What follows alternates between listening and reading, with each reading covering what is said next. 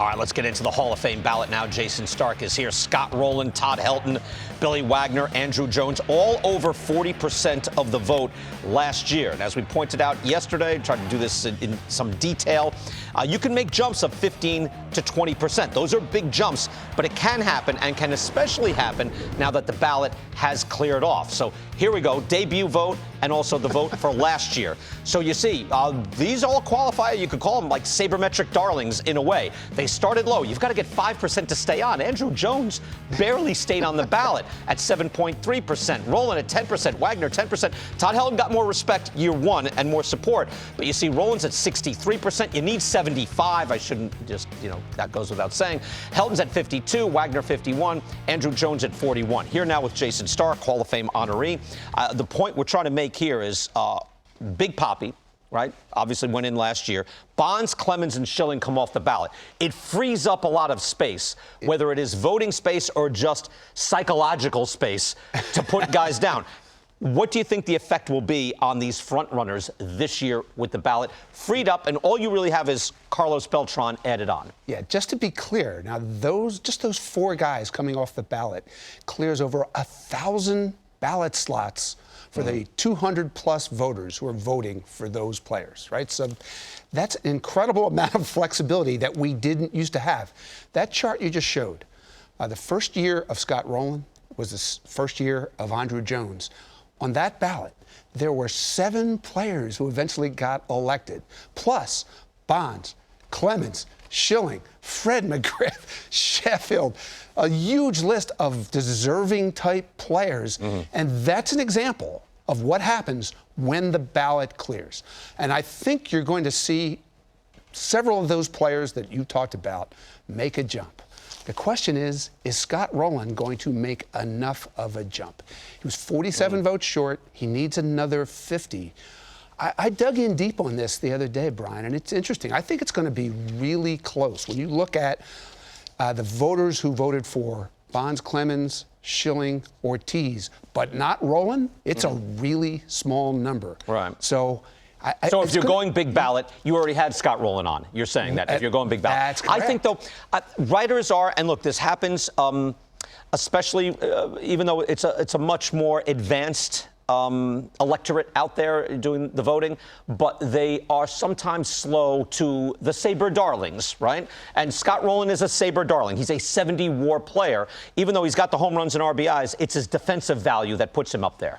That's exactly right. And, I was covering the Phillies when Scott Rolen came into the big leagues.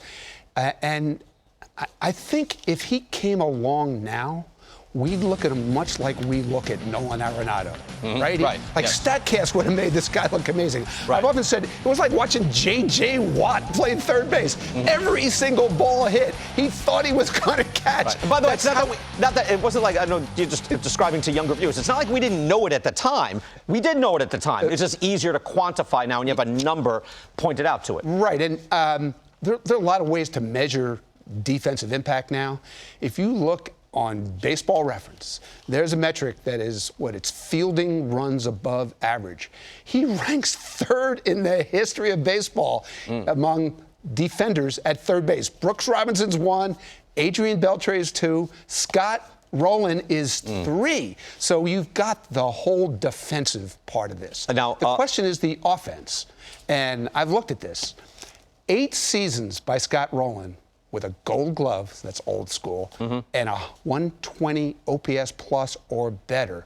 The only third baseman in history since Gold Glove voting who can top that is Mike Schmidt with 10, Arenado now with 7. His hitting is there. I think if you don't look at the volume year by year and you want the length, and everyone wants like an 18-year Hank Aaron career at third base, sure, but you're not going to get that. I would say this, because all these ballots are freed up, it doesn't mean that that all of them are going to take it up. But take a look at the numbers here. Almost a third last year took up all 10. So there is now a thought process among you and your brethren to use these slots. No doubt. And look, it's deep. Even if you want to go down and you say, hey, Jeff Kent's in his final year, he should get there. Hey, you know what? Andy Pettit, he just had that one thing with the PEDs. He copped to it. I like that. Jimmy Rollins, I'm going to get him on there. I believe in Jimmy. I would vote for Jimmy Rollins. So I think there is a thought to use a lot of these slots now. So I think it does free it up. given that you had so many that were using all 10. Yeah, and you mentioned the psychological component to this. Do the writers want to pitch a shutout? I don't think we do. I think you take a fresh evaluation. You say, hey, you know what? All these guys have cleared. Let me take a closer look. Because, look, no matter what you say, Rolen, Helton, Billy Wagner, Andruw Jones, they're strong candidates. They are. Right? Almost everybody on your list, they're a strong candidate. So I think the more you have a reason to go there, you might. Yeah, I think that almost everybody on that list will take a jump.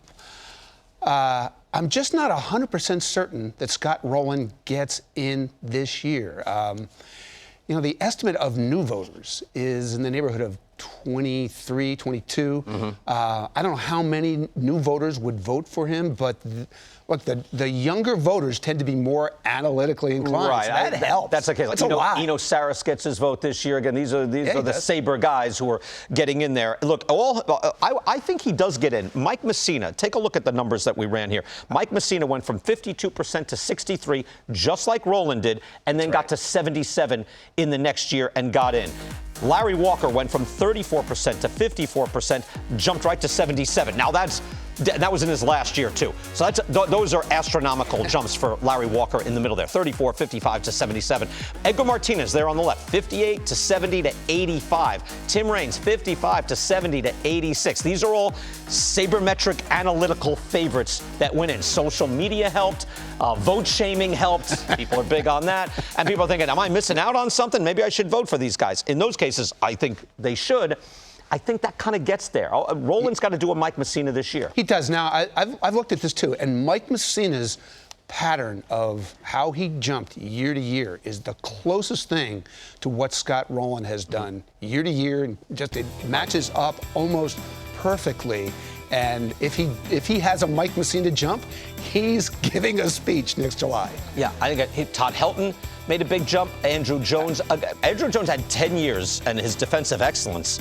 And I always ask, how many years do you require? Well, again, 18? If you want Hank Aaron and Stan Musial, sure. Willie Mays, sure. But most, you get 8 to 10. It's more than enough. Andruw Jones has 10 years of no, that's it. That's a Hall of Fame career. We did a big Andruw Jones segment last year. And I know I said this last year, that I'm not convinced that Andruw Jones had a greater all-around career than Jim Edmonds, who was one and done on our ballot. Now, agreed. a more crowded ballot. Yeah. But this is the difference. I just gave that Scott Rolen figure, how many years he had with a 120 OPS plus and a Gold Glove. Andruw doesn't even make the leaderboard in center field, but look who does. Dale Murphy. Yeah. Edmonds Jim does. Edmonds, yeah. Dale Murphy does. By the way, Edmonds, Dale Murphy, and Bernie Williams would all get my vote in center field. I'm just judging Andruw Jones separately. So if you say, what are you going to do? Put those guys in the Hall of Fame? Yes, that's what I would do. You need to be in one of these veterans committees. I do, Jason. Yeah. We're hanging out up there long enough. I'm not in charge of that, though. Neither am I. I look at it, though, for center field, if you're one of the top 10 players in the game at your position, you should go in. Andruw Jones is right there. I think he's number 10. Right? And Carlos Beltran is number 6. There's room in the Hall of Fame, I think, for the top 10 at each position after 120 years. That's my feeling on it. Look, I can't argue with the general sentiment. I've just been troubled by Andruw Jones. The other thing with him is his total wins above replacement after age 30 was 4. It would be the fewest of any outfielder in the Hall of Fame. Yeah. Just the way it went off the cliff. And that hurts you in Hall of Fame. Age. Right. Yeah. When you build your Q rating, as we used to call it, and then you can add on. We love that. That's Nolan Ryan, Dave Winfield, Phil Niekro. We love that. Scott Rolen. Right. It's true. It's harder to do that. You also said, I want one more point. You think Carlos Beltran does take a hit for the sign stealing scandal. Doesn't that free up the attention and the votes for some of these players? Again, theoretically, it should. I just think by having this space on the ballot, I know I can go back to voting the way I always used to vote and preferred to vote, which was look at every player on the ballot, ask myself the question, was this player a Hall of Famer or not? And if I said yes, vote for him every year. When we had those overstuffed ballots where we had 15, 16 deserving candidates. You overflowed. I couldn't do it. It was really, it was a nightmare trying to How figure out. deep do you think you'll go? And you're here tomorrow, right? We could stick around let's all do week. that. Yeah, maybe we'll look over your ballot tomorrow. Sure. Are you going 10 deep, you think? Or you I bet I won't.